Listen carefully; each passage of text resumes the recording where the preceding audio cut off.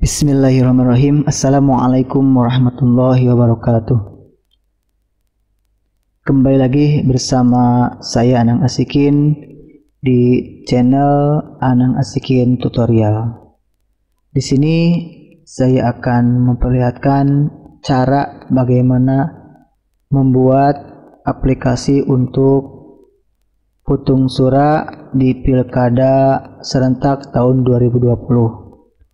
Walaupun di sini nanti tidak akan dijelaskan atau diperlihatkan cara pembuatannya dari yang detail, tapi saya perlihatkan sedikit gambarannya nanti di belakang.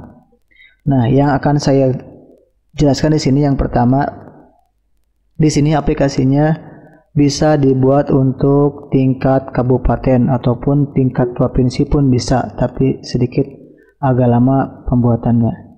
Nah, di sini saya memberikan gambaran bahwasannya untuk tampilannya ini adalah peruntukan di tingkat kabupaten, namun pemilihan bupati dan wakil bupati, dan juga pemilihan gubernur dan wakil gubernur. Nah, jadi nanti apabila data-data sudah terisi, otomatis di sini presentasinya akan muncul pemilihan bupati, calon nomor 1, nomor 2, nomor 3 dan seterusnya akan muncul. Juga pemilihan gubernur juga sama akan muncul.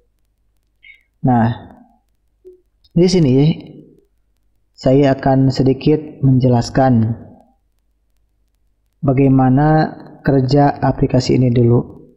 Yang pertama, di sini ada menu referensi untuk data isian. Nah, di referensi ini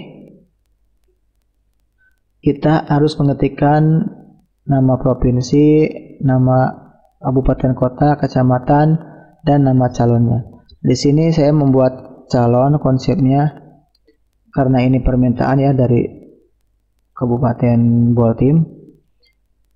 Karena di Boltim hanya ada 3 calon untuk bupati, wakil bupati, dan 3 calon untuk gubernur dan wakil gubernur. Jadi saya membuat 3 untuk bupati dan 3 untuk gubernur. Nah, di sini saya menyediakan space untuk upload atau insert foto ya. Insert foto ini nantinya otomatis terpampang di sini.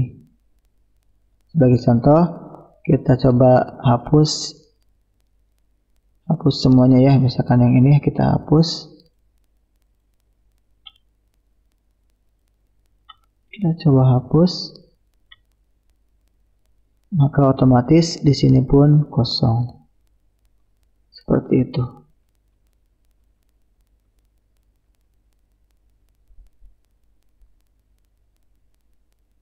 Kita lihat.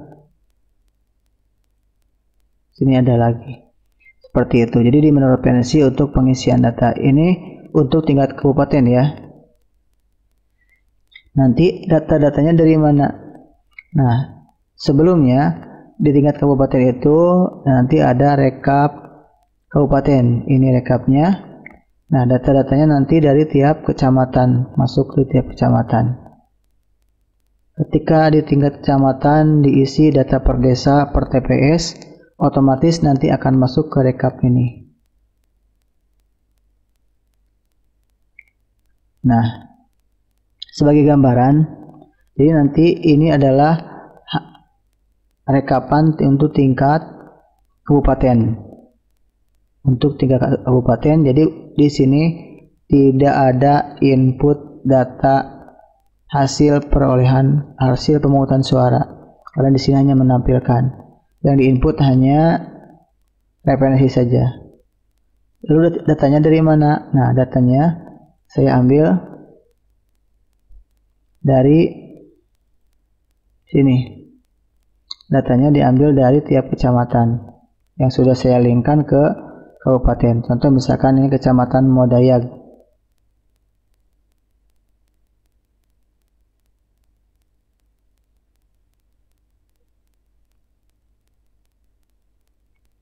Nah, di kecamatan Modayag ini kita bisa input data Kalau misalkan ingin yang lebih detail dari menu-menu yang ada di sini, bisa lihat video saya sebelumnya ya, tentang aplikasi Putung Suara selalu lengkap. Nah, di sini yang pertama ada sama menu referensi, tapi bedanya untuk referensi di sini ada nama petugas, nomor HP, ada nama desa di sini dimasukkan nama desanya. Di otomatis data-data di sini akan masuk ke input data yang ada di sini. Contoh misalkan kita masuk ke Liberia Timur. Nah, di sini untuk nama-nama kecamatan, nama kabupaten kota otomatis termasuk di desa-desa yang sudah tersedia. Tuh. Itu menu referensi. Kemudian ada lagi di sini ada insert C1 plano. Tujuannya untuk apa insert C1 plano? Sebagai data pembanding ya. Sebagai data pembanding sehingga nanti ketika kita pengisian ada yang janggal atau ada yang tidak sesuai, itu dasar hukumnya dari C1 plano. Maka nanti ini adalah untuk pengisian atau insert C1 plano. Jadi C1 planonya diinsert ke sini ke gambar-gambar ini, otomatis akan muncul di menu isian per desa. Otomatis nanti akan munculnya di sini. Misalkan kita buka yang Tobongan, Kabupaten Tobongan. Nah, di Kabupaten Tobongan sendiri ini nanti kita bisa memilih mau memunculkan TPS berapa. Misalkan kita ingin TPS 3 misalkan.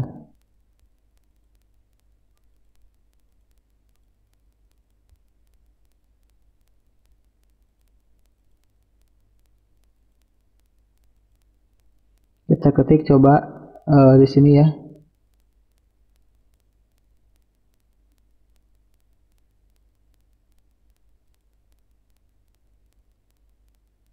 Tadi desa apa tadi?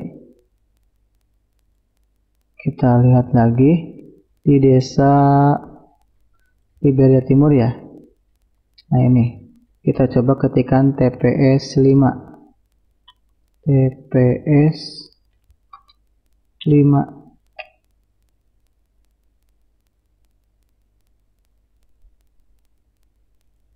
Nah, ini nanti seharusnya berubah ya. Kita coba lihat di desa 1. Ini saya ubah formatnya ke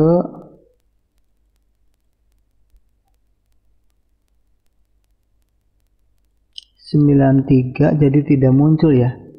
Seharusnya seperti ini. Kita coba buka yang format aslinya.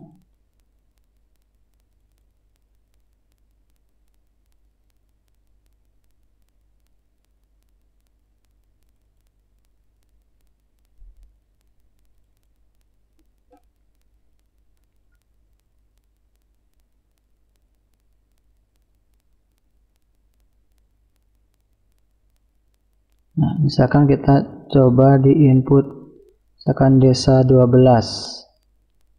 Nah, di sini muncul ya, muncul tanda panah.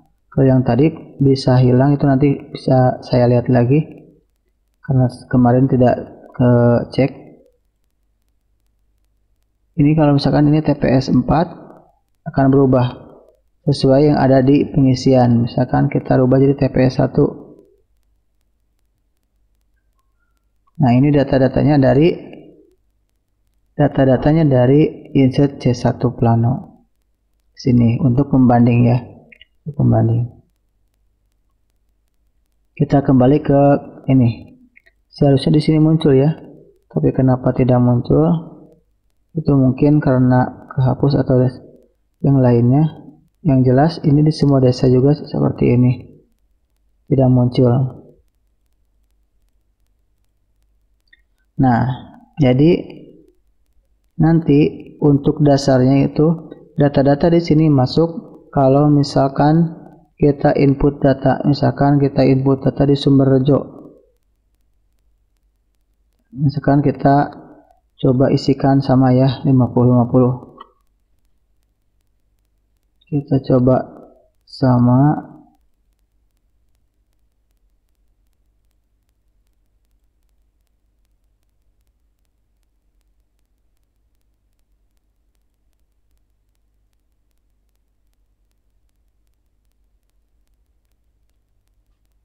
Di sini misalkan sama juga 50. Ini ingat desanya desa Purworejo ya. Desa Purworejo, takutnya nanti lupa lagi. Nah, otomatis di sini masuk angkanya. Di sini persentasenya jadi sudah masuk.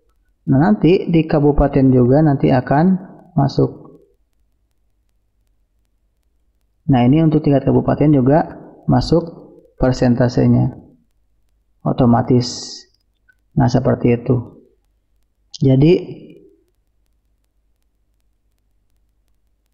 nanti untuk form isiannya itu di tingkat kecamatan. Nah, tadi sudah saya sebutkan bagaimana cara membuatnya.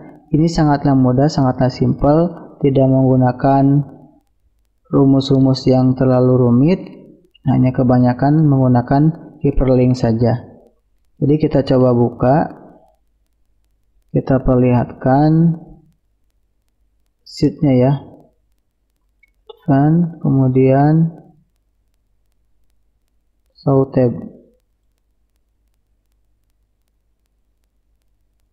Nah, ini dia. Jadi data-datanya dari sini. Yang pertama adalah ini adalah data pokoknya. Data pokoknya yang ini.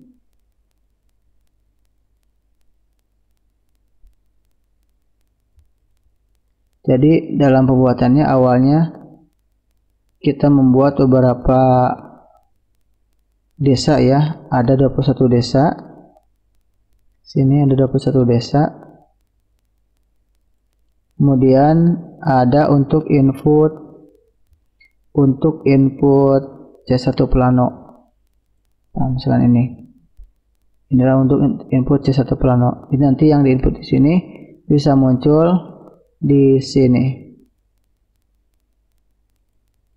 Tapi ini tadi seperti yang tadi saya bilang, datanya tidak muncul. Nah, setelah dibuat tinggal di-linkkan saja. Di sini ada dapat rekap Panwascam.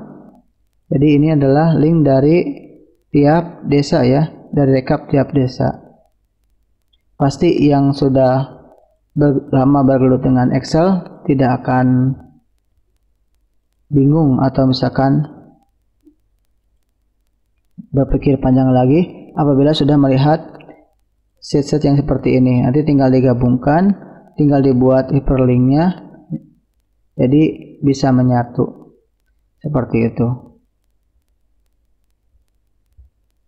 Jadi saya tutup lagi karena kelihatannya tidak rapi. Saya hilangkan.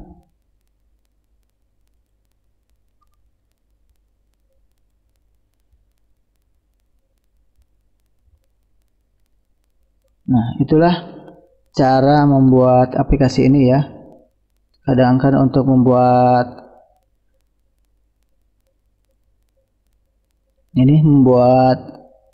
diagramnya saya juga belajar dari tutorial yang lain, tapi tidak terlalu sulit. Jadi ada tahap-tahapan yang harus ditempuh.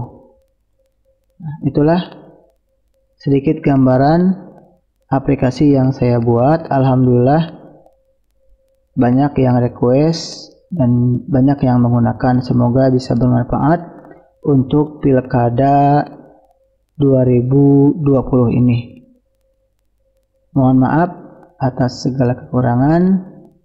Yang belum subscribe silakan subscribe supaya tidak ketinggalan info menarik dari saya. Selamat berjumpa kembali di channel Anang Asikin Tutorial. Assalamualaikum warahmatullahi wabarakatuh.